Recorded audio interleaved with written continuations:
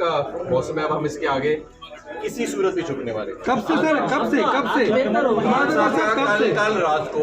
कल रात को रऊफ हसन साहब के हमले के बाद खान साहब का पैगाम मुझे मसूल हुआ। उससे पहले तक खान साहब का यही पैगाम था कि तुमने महफूज रहना है क्योंकि तुम पर तशद्दुद होगा। कल रात को जब रऊफ साहब पे हमला हुआ उसके बाद मुझे पैगाम मसूल हुआ है कि अब आपके बाहर आके क़यादत करने का वक्त आ चुका है।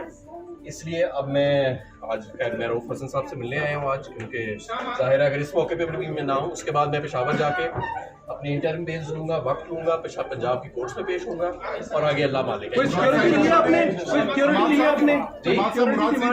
कोई सिक्योरिटी नहीं। कमाल भाई अब तो मास्क भी उतार दिया, अब कोई हमें बताइए, आज बड़े अरसे बाद आपसे मुलाकात हो रही है। देखें जब बात ये जबर तक आ जाए और इस तरह नीचे भाई जिस तरह के रऊफ हसन साहब पर हुए हैं तो फिर मैं नहीं समझता कि अब मैं जा रहा हूँ पेशावर और वहाँ जाके मैं दोबारा अपनी इंटरम ज़मानत लूँगा और उसके बाद मैं पंजाब के कोर्ट्स में जाके अपना मुकदमा लड़ूंगा। बेकसूर हूँ मैं, जितने मेरे पे 51-52 मेरे पे पर्चे हैं उनमें से किसी एक पे भी किसी मुकाम पर मैं मौजूद नहीं। कहीं पे मेरे पे पेट्रोल बम डाला हुआ है, कहीं पे पिस्तौल डाली हुई है, कहीं पे शुक्र तोप नहीं डाली हुई।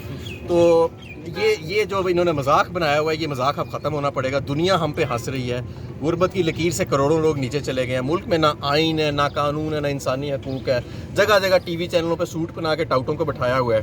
अब पार्लियामान में भी आधी पार्लियामान आपकी जाली है, फॉर्म 47 पर है, तो कहने को मुल्क चल रहा है। तो ऐसे तो नहीं मुल्क चलता।